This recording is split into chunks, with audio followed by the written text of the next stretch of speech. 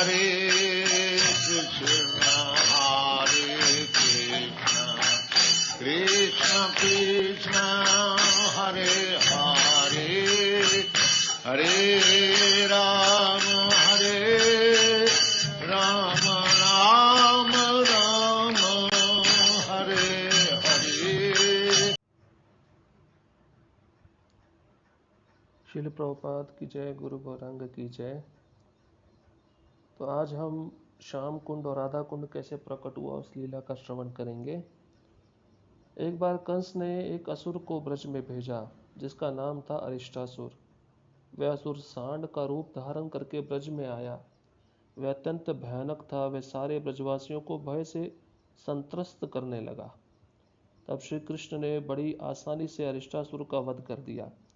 उसी रात्रि श्री कृष्ण गोपियों को आकर्षित करके उनके साथ रास नृत्य का आनंद लेने के लिए अपनी मोहिनी वंशी को बजाए। जब राधा रानी, ललिता एवं अन्य सखियां वंशी ध्वनि सुनकर कृष्ण के पास आ रही थीं, तब वे सब आपस में इस प्रकार चर्चा करने लगीं। ब्रजराज नंद के पुत्र श्री कृष्ण आज एक सांड का वध किए हैं। इस प्रकार उन्होंने पाप किया है। शास्त्र में वर्णन किया गया है कि यदि राजा कोई पाप करता है तो उसकी प्रजा नागरिकों को उस पाप का फल भोगना पड़ता है। इस नीति के अनुसार ब्रजराज कुमार श्री कृष्ण गोवध करके जो पाप किए हैं, निश्चय वह पाप हमें भी प्रभावित किया होगा। हमें अवश्य भगवती पौर्णमासी से परामर्श लेना चाहिए। उनसे पूछना चाहिए कि इस पाप से मुक्त होने के लिए हमें क्या करना चाहिए। इस प्रकार चर्चा करते हुए वे लोग कृष्ण के पास पहुंच गईं। वह उच्च स्वर से बोलने लगी जिससे कृष्ण उसे सुन सके। श्रीमती राधा रानी कृष्ण से बोली, हे सांड को मारने वाले, आज तुम हमारे शरीर का स्पर्श मत करना। कृष्ण उत्तर दिए, हे मूर्ख गोपियों, वह वास्तव में सांड नहीं था। वह तो एक असुर था जो सांड का रूप धरकर ब्रजवासियों को क्षति हानि पहुंचाने के लिए आया था। राधा रानी ने कहा, हे कृष्ण, भले ही वह असुर ही था, फिर भी उसने एक सांड का रूप धारण किया था ना। वृत्तासुर भी एक असुर था, किंतु उसका हत्या करने पर इंद्र के ऊपर ब्रह्म हत्या का पाप लगा था। उसी प्रकार यह अरिष्टासुर भले ही असुर था, किंतु वह एक सांड के रूप में आया था, इसलिए तुम्हें अवश्य पाप लगेगा। देखिए, यहाँ पे हमें समझना चाहिए कृष्ण को किसी भी प्रकार का पाप नहीं लगता है। एक लीला में भाव उत्पन्न करने के लिए, अपने भक्तों को उस लीला के प्रति आकर्षित करने के लिए कृष्ण ऐसा लीला प्रकट करते हैं। श्याम कुंड और राधा कुंड को कैसे प्रकट किया जाए। आप जानते हैं कि अरिष्टासुर नाम का असुर एक सांड के रूप में आया था जो कंस ने भेजा था कृष्ण को मारने के लिए। जब भगवान ने उसको मार दिया तो ब्रज की गोपियों ने विचार किया, ये तो गोवध किया है कृष्ण ने, इसलिए उनको पाप लगा है। और राजा को जो पाप लगता है वो नागरिकों को भी लगता है, उसका फल नागरिकों को भी भोगना पड़ता है। तो गोपियाँ कृष्ण को कहती हैं कि आप हमको स्पर्श मत करो, क्योंकि आप स्पर्श करोगे हम भी पापी बन जाएंगी। तो कृष्ण कहते हैं, अरे वो असुर था, हालांकि सांड के रूप में आया था पर असुर था, इसलिए मेरा कर्तव्य था उसको मृत्यु दंड देना। तो राधा रानी कहती है, सांड के रूप में आया था पर तुमने वध किया तो तुम्हें पाप अवश्य लगेगा। कृष्ण जब राधा रानी से ये व्याख्या सुने तो उन्हें कोई उत्तर नहीं मिल पाया। वह भूमि पर नीचे की ओर देखते हुए शर्मनाक चेहरा बनाए खड़े रहे। फिर उन्होंने राधा रानी से पूछा, हमसे यदि पाप हो गया है तो इसका क्या समाधान है। पाप मुक्ति के लिए मुझे क्या करना चाहिए। राधा रानी और उनकी सखियों ने कहा, हमने पौर्णमासी एवं गर्गाचार्य की पुत्री गार्गी से सुना है कि इस प्रकार के पाप के लिए सभी पवित्र तीर्थों में जाना चाहिए एवं उन तीर्थों में स्नान करना चाहिए। केवल ऐसा करने पर ही सांड हत्या का रूप पाप से मुक्त होना संभव है। जब कृष्ण राधा रानी से प्रायश्चित की यह विधि सुने तो अपनी विनम्रता त्याग कर बोले, हाँ, तुम सोच रही हो कि सभी तीर्थों में स्नान करने के लिए मुझे तीनों लोकों में सभी जगह जाना पड़ेगा। देखो, तुम्हारे आंखों के सामने मैं यही सभी तीर्थों को ले आता हूँ। इसके बाद क्रोधित मुद्रा में श्री कृष्ण अपनी बाईं एड़ी से पृथ्वी पर आघात किए। उस पदाघात से उस स्थान पर एक छिद्र बन गया और तत्काल पाताल लोक से भोगवती गंगा प्रकट हो गई। तब श्री कृष्ण उस जल में सभी तीर्थों को आमंत्रित किए। उनके आदेश से सभी तीर्थ वहां प्रकट हुए एवं उस कुंड के जल में प्रवेश किए। तो देखिए, सभी गोपियों ने परामर्श किया क्या करना चाहिए। तो कृष्ण ने पूछा, पाप किया तो उसका मुक्ति का साधन क्या है, कैसे मुक्त हो सकते हैं पाप से। तो राधा रानी और अन्य गोपियों ने कहा, हमने पौर्णमासी और गर्गाचार्य की पुत्री गार्गी से सुना है कि इस प्रकार के पाप की मुक्ति सभी तीर्थों में स्नान करने से होगी। तो भगवान बोले, कृष्ण बोले, अभी मैं सारे तीर्थों में जाके स्नान करूं तीनों लोकों के। इतना कहते भगवान ने क्या किया, अपनी बाईं एड़ी से पृथ्वी पर आघात किया, मतलब जोर से अपने बाईं एड़ी को पृथ्वी पर पटका। उस पदाघात से क्या हुआ, एक छिद्र बन गया और वहां पर पाताल लोक से भोगवती गंगा प्रकट हो गई। और तब श्री कृष्ण ने उसी जल में सभी तीर्थों को आमंत्रित किया और सभी तीर्थ आ भी गए, क्योंकि कृष्ण एकले ईश्वर कृष्ण आर सब भरते जारे, जैसे नचाए तैसे करे नृत्य। कृष्ण स्वामी ये सब उनके दास हैं। तो वहां पे कुंड बन गया जो श्याम कुंड कहलाया। उस कुंड के जल में स्नान करने के बाद कृष्ण बोले, मैंने इस कुंड में सभी तीर्थों के पवित्र जल भरने की व्यवस्था किया जो नित्य इसी रूप में विद्यमान रहेगा। फिर राधा रानी एवं उनकी सखियों से बोले, अब मैं इस कुंड के जल में स्नान कर पाप मुक्त हो गया, किंतु तुम लोगों का क्या होगा, तुमने तो इस जीवन में कोई पुण्य कर्म किया ही नहीं है, फिर तुम लोग कैसे सभी तीर्थों में स्नान करोगी। सभी गोपियां बोली, हे कृष्ण, तुम बहुत बड़े धोखेबाज हो, तुम्हारी शठता को कौन समझ सकता है। इस कुंड का जल साधारण जल है, तुम इतने गर्व से कैसे कह सकते हो कि इस कुंड में सभी तीर्थों का जल है, तुम्हारी बात पर हमें विश्वास नहीं है। गोपियों से इस प्रकार की बात सुनकर कृष्ण समस्त तीर्थों को आह्वान किए। तत्काल सभी तीर्थ अपने अपने स्वरूप में श्रीमती राधा रानी के सामने प्रकट हो गए। एक एक करके उन सभी ने राधा रानी से अपने परिचय दिया। मैं लवण समुद्र हूँ, मैं सुर दीर्घ का हूँ, मैं सोनंद हूँ, मैं सिंधु हूँ, मैं ताम्रपर्णी हूँ, मैं पुष्कर हूँ, मैं सरस्वती हूँ, मैं यमुना हूँ, मैं कावेरी हूँ, मैं तीर्थराज प्रयाग हूँ, मैं रेवा नदी हूँ। इस समय हम सभी ने उस कुंड में जल के रूप में प्रवेश किया है। कृष्ण ने गोपियों से कहा, अब तुम्हारे संशय के लिए कुछ बचा नहीं है। मैंने सभी तीर्थों के पवित्र जल में स्नान कर लिया है। परिणामतः मैं सारे पापों से मुक्त हो चुका हूँ। परंतु तुम्हारे विषय में क्या होगा, ब्रज के नागरिक होकर भी असुर के पक्षपाती होने के कारण तुम सभी पाप से दूषित हो। अब तुम लोग भी इसी कुंड के जल में स्नान करके पाप से मुक्त हो जाओ, नहीं तो तुम सभी दूषित रहोगी और तुम लोग मेरे देह का स्पर्श नहीं कर सकोगी। अभी कृष्ण पहले बोले कि मैं तो स्नान कर लिया, मैं पवित्र हो गया हूँ। तो राधा रानी और सखियाँ बोली, हम कैसे माने, सारे तीर्थ इसमें प्रकट हुए हैं तो साधारण जल लगता है। तो कृष्ण ने आह्वान किया, सभी तीर्थ आ गए, अपना परिचय दिए राधा रानी के समक्ष। इसके बाद में कृष्ण कहते हैं गोपियों को कि तुमने पक्ष लिया असुर का, तुम भी पापिन हो, तुम्हें भी पाप भोगना पड़ेगा, तो तुम पवित्र कैसे होगी, तुम दूषित अवस्था में हो, इसलिए मेरे कुंड में स्नान करो और तुम पाप से मुक्त हो जाओगी। तो राधा रानी और सखिया बोली, हम तुम्हारे कुंड में स्नान नहीं करेंगी। राधा रानी क्या कहती हैं सुनिए, हे सखीगण, कृष्ण अपने पैरों के ठोकर से इस कुंड की सृष्टि किए हैं। इस प्रकार यह कोई मंगल शुभ संदेश नहीं है। इसके अलावा कृष्ण इस कुंड में स्नान किए हैं जिससे उनका पाप इसमें धुला है, इसलिए यह जल दूषित हो गया है। हमें इस कुंड में स्नान नहीं करना चाहिए, हमें अपने लिए अवश्य अलग कुंड खोदना चाहिए एवं उसके जल में स्नान करना चाहिए। कृष्ण द्वारा बनाए गए कुंड के पश्चिम की ओर राधा रानी एक स्थान देखी जहाँ अरिष्टासुर के खुर के आघात से एक गड्ढा बन गया था।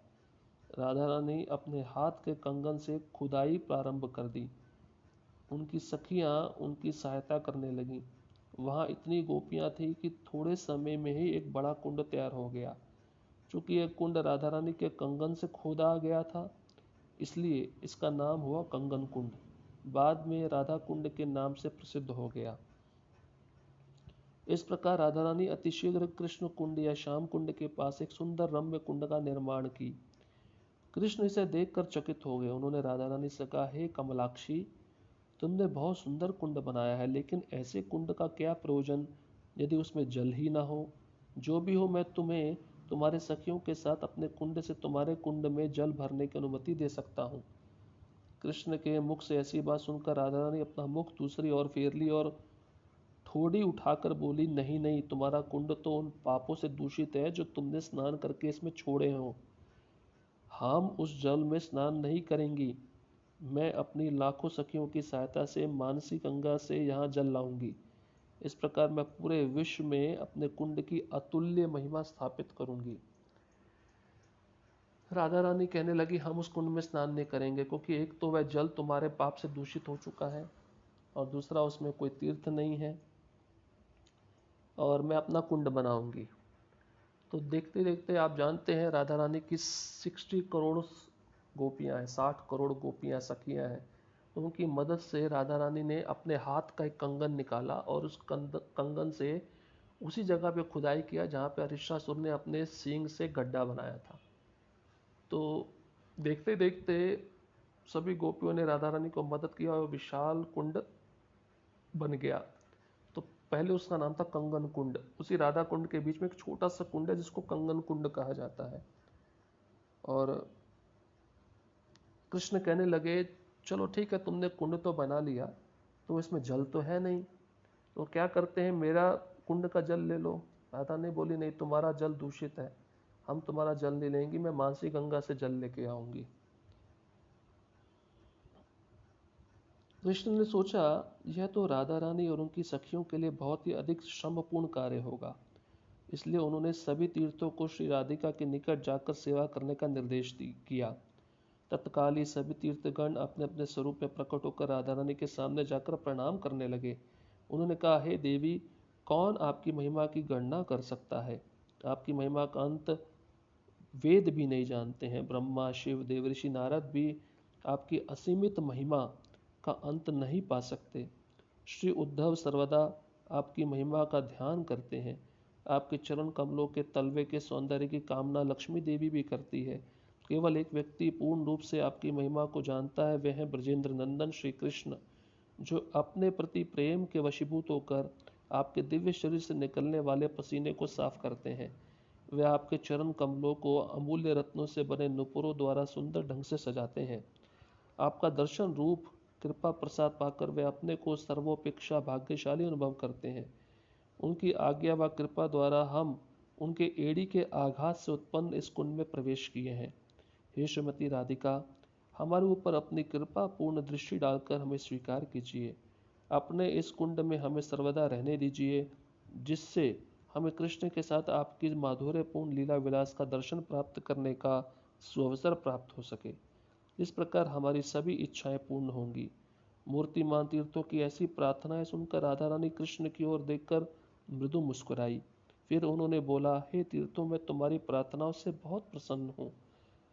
अब तुम लोग अपनी इच्छा अनुसार मेरे कुंड में प्रवेश कर सकते हो। राधा रानी के इस प्रकार कृपापूर्ण आदेश का उच्चारण होते ही श्री कृष्ण अपने वंशी की सहायता से दोनों कुंडों के मध्य भाग में एक छिद्र कर दिए। फलस्वरूप श्याम कुंड का जल राधा कुंड में प्रवेश कर गया। श्रीमती राधा रानी अपने कुंड में कार्तिक कृष्ण पक्ष अष्टमी बहुलाष्टमी तिथि के अर्धरात्रि में प्रवेश करके स्नान की। जब कृष्ण राधा कुंड को जल पूर्ण देखे तो वह भी उसमें स्नान किए। फिर वह राधा रानी से बोले, हे प्रियतमे, तुम्हारे द्वारा निर्मित इस कुंड में मैं प्रतिदिन स्नान करूंगा। जैसे तुम मुझे प्रिय हो, वैसे तुम्हारा यह कुंड मुझे अत्यंत प्रिय है। प्रत्येक वर्ष हजारों हजार भक्त इस तिथि में राधा कुंड आविर्भाव के शुभ मुहूर्त में अपने जीवन को सार्थक करने की इच्छा से इस कुंड में स्नान करते हैं। कंगन कुंड राधा कुंड के अंदर अभी भी विद्यमान है। यह 20 फीट चौड़ा, वर्गाकार और 16 फीट गहरा है। सफाई करने के उद्देश्य से जब राधा कुंड को खाली किया गया था, जल शून्य किया गया था, तब कंगन कुंड दिखाई दे रहा था। तो देखिए, यहाँ पर बहुत ही अद्भुत लीला है। जब कृष्ण ने सोचा कि श्रीमती राधा रानी मानसी गंगा से जल लाएगी तो बहुत श्रम होगा, बहुत थक जाएगी, तो कृष्ण ने सभी तीर्थों को आदेश दिया कि आप प्रार्थना करिए कि आप राधा रानी के कुंड में प्रवेश कर सके। तो सारे तीर्थ आकर राधा रानी की महिमा का गायन करने लगे। और ये गायन वेद में भी स्पष्ट रूप से दिया गया है कि कोई भी आपकी महिमा को नहीं जानता है। आपकी महिमा को केवल जानते हैं तो वह कौन है? ब्रजेंद्र नंदन कृष्ण, जो आपके चरणों को नूपुर से सजाते हैं, जो आपके दिव्य शरीर में जो पसीना है वो पोंछते हैं, और आपके जो कृपा पूर्ण चितवन है, दृष्टि है, आप हम पर कीजिए जिससे हम आपके कुंड में रहकर आपकी लीलाओं का दर्शन कर सकें। तो राधा रानी उन सभी तीर्थों की प्रार्थनाओं को सुनकर बहुत ही संतुष्ट हो गई, प्रसन्न हो गई, और उन्होंने आदेश दिया, ठीक है, तुम मेरे तीर्थों में प्रवेश, मेरे कुंड में प्रवेश कर सकते हैं। तो इतना सुनते ही कृष्ण ने अपनी वंशी के माध्यम से कृष्ण कुंड में, श्याम कुंड में छिद्र कर दिया। छिद्र होते ही जो श्याम कुंड का जल था वह राधा कुंड में प्रवेश कर गया। तो बताया जाता है कि उसी समय जब प्रवेश कर गया तो राधा रानी, अर्धरात्रि हो गया था, रात के 12 बज चुके थे। ये दिन था कृष्ण पक्ष पौलाष्टमी, अष्टमी तिथि का कार्तिक मास में। तो उस समय राधा रानी रात को 12 बजे स्नान की, और ये प्रथा आज भी चलती है। साल में एक ही दिन, कृष्ण पक्ष अष्टमी के दिन और कार्तिक मास में सभी तीर्थ यात्री, सभी भक्तगण देश विदेशों से, संसार से इस तीर्थ पर आकर स्नान करते हैं। साल में एक ही दिन होता है, अन्यथा अगर आपको अलग से स्नान करना है तो अपने गुरु महाराज का आज्ञा लेना चाहिए, क्योंकि भगवान कृष्ण कहते हैं राधा रानी को कि तुम मेरे को जितनी प्रिय हो उतना ही प्रिय तुम्हारा ये कुंड भी मुझे है, और जो भी यहाँ पे रहेगा इसके तट पर वह मुझे अत्यंत प्रिय होगा। तो बताया जाता है कि उसी दिन राधा कुंड प्रकट हुआ इस भूतल पर, और आज भी ये प्रथा चल रही है। अगर किसी को भौतिक इच्छा होती है तो वे राधा कुंड में जाकर स्नान करते हैं, उनका सब भौतिक इच्छा पूर्ण होता है। परंतु भक्तों के लिए ये स्नान करने का जो विधि है, हमें अपनी भौतिक इच्छा प्रकट ना करते हुए, और हमारे आचार्य बताते हैं कि वह तो चरणों से भी राधा कुंड को स्पर्श नहीं करते थे। कई सिद्धि योगी बाबा हैं जो आज भी स्नान करने जाते हैं, चरणों को स्पर्श किए बिना अपने ऊपरी भाग के शरीर को राधा कुंड में डुबोकर बाहर आ जाते हैं। तो ये बहुत ही पवित्र है, राधा रानी के समान है।